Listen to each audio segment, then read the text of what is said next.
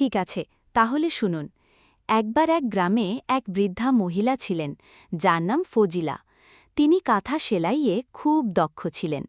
তার হাতে নকশি কাঁথা দেখতে যেমন সুন্দর, তেমনি নিখুঁত।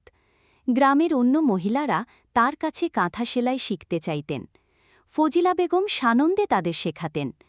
তিনি বলতেন, যত শেখাব ততই এই শিল্প ছড়িয়ে যাবে, আর তোমরাও 2 পয়সা রোজগার করতে পারবে। একদিন গ্রামের এক তরুণী, যার নাম রেশমা, ফজিলা বেগমের কাছে জানতে চাইলেন, ঠাকুমা, তুমি কিভাবে কাঁথার উপর এত সুন্দর আর নিখুঁত নকশা আঁকো? মুচকি হেসে বললেন, অভ্যেসের ব্যাপার রেশমা। সুতোকে বসে আনতে হয়, আর নকশা করার সময় মনকে শান্ত রাখতে হয়। তিনি রেশমা ও অন্যান্য মহিলাদের সুতো ধরার সঠিক নিয়ম, বিভিন্ন ধরনের ফোড়, এমনকি সবই শেখালেন। মহিলারা মনোযোগ দিয়ে শিখতেন এবং প্রতিদিন নতুন কিছু চেষ্টা করতেন। তাদের মুখে হাসি ফুটে উঠত যখন তাদের হাতে বোনা কাঁথাগুলো সুন্দর হয়ে উঠছে। ফজিলা বেগমের গল্পই ছিল না, এটি ছিল নারী শক্তির জাগরণ ও স্বনির্ভরতার প্রতীক। মহিলারা কেবল কাঁথা সেলাই শেখেননি, তারা নিজেদের ভেতরের সুপ্ত প্রতিভাকেও আবিষ্কার করেছিলেন। আশা করি আপনার এই গল্প শোনো। তবে ফজিলা বেগম রেশমাকে বোঝালেন, প্রথমে নকশার একটা কাঠামো এঁকে নিতে হয়, তারপর সেই অনুযায়ী ধীরে ধীরে সেলাই করে যেতে হয়। মনে রাখবে, সেলাইয়ের টান যেন সমান থাকে, তাহলেই নকশা জীবন্ত হয়ে উঠবে। রেশমা মন দিয়ে শুনছিল আর মাঝে মাঝে প্রশ্ন করছিলেন। ফজিলা বেগম ধৈর্য ধরে সব কিছুর উত্তর দিচ্ছিলেন। তিনি আরও বললেন, শুধু সুতোর রঙও খুব জরুরি। ঠিক রঙের সুতো বাছলে নকশার সৌন্দর্য অনেক বেড়ে যায়। রেশমা মন দিয়ে সব শিখছিল আর মনে মনে ভাবছিল কবে সেও ফজিলা বেগমের মতো সুন্দর কাঁথা সেলাই করতে পারবে। এরপর ফজিলা বেগম তাকে লতা পাতা, ফুল, পাখি, এমনকি মরিচের নকশাও সেলাই। আর তারপর রেশমা নিয়মিতভাবে ফজিলা বেগমের কাছে সেলাই শিখতে লাগল। প্রথম দিকে সুতো সামলাতে তার একটু অসুবিধা হলেও ধীরে ধীরে তার হাত পেকে গেল। ফজিলা বেগমের শেখানো কৌশল আর নিজের চেষ্টায় অল্প দিনেই সুন্দর নকশি কাঁথা তৈরি করতে শিখে গেল।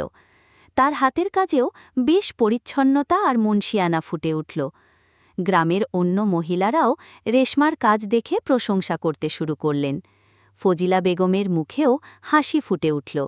তিনি বুঝলেন তার এতদিনের শিক্ষা সার্থক হয়েছে। তারপর রেশমাও গ্রামের অন্য মহিলাদের কাঁথা সেলাই শেখাতে শুরু করল। ফজিলা বেগমের দেখানো পথে সেও নতুনদের উৎসাহ দিতে লাগল। গ্রামের মহিলারা এখন নিজেরা কাঁথা তৈরি করে কিছুটা রোজগার করতে পারে, যা তাদের পরিবারে বাড়তি সহায়ক হয়ে ওঠে। তাদের মুখে এখন আনন্দের হাসি।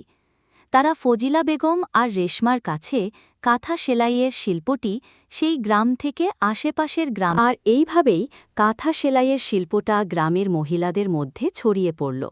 তারা শুধু নিজেদের প্রয়োজনেই নয়, শখের বশেও সুন্দর সুন্দর কাঁথা তৈরি করতে শুরু করল। এই শিল্প তাদের একদিকে যেমন সৃজনশীলতার সুযোগ করে দিল, তেমনি অন্যদিকে তাদের অর্থনৈতিকভাবেও সাহায্য করল।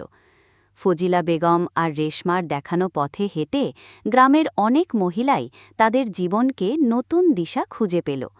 তাদের মুখে এখন হাসিই নয়, আত্মবিশ্বাসের দ্যুতিও ঝরে পড়ে। এই গল্প কেমন লাগলো আপনার? আপনি কি আরও কিছু জানতে চান? ফজিলা বেগম আর রেশমার দেখানো পথে হেঁটে গ্রামের মহিলারা শুধু কাঁথা তৈরিই করছিল না, তারা এই শিল্পকে আরও উন্নত করার কথাও ভাবছিল। তারা নতুন নতুন নকশা তৈরি করল, বিভিন্ন রঙের সুতোর ব্যবহার নিয়ে পরীক্ষা নিরীক্ষা করল।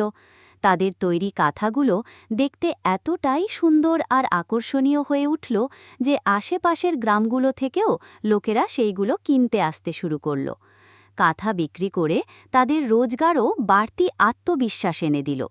তারা এখন শুধু ঘরের কাজেও পরিবারের হাল ধরতে শুরু করেছে। কাঁথা বিক্রি করে যে টাকা তাদের হাতে আসছিল, সেটা খুব বুদ্ধিমানের মতো ব্যবহার করতে শুরু করল।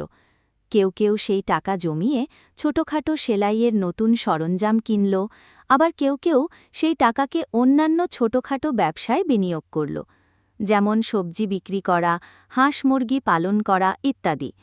এতে করে তাদের রোজগারও বাড়তে লাগল, আর তাদের জীবনযাত্রার মানও উন্নত হতে থাকল। তারা এখন শুধু নিজেরাই স্বাবলম্বী নয়, গ্রামের অন্য মহিলাদেরও উৎসাহিত করছে নতুন কিছু করার জন্য। এই গল্পে আপনি আর কিছু জানতে চান?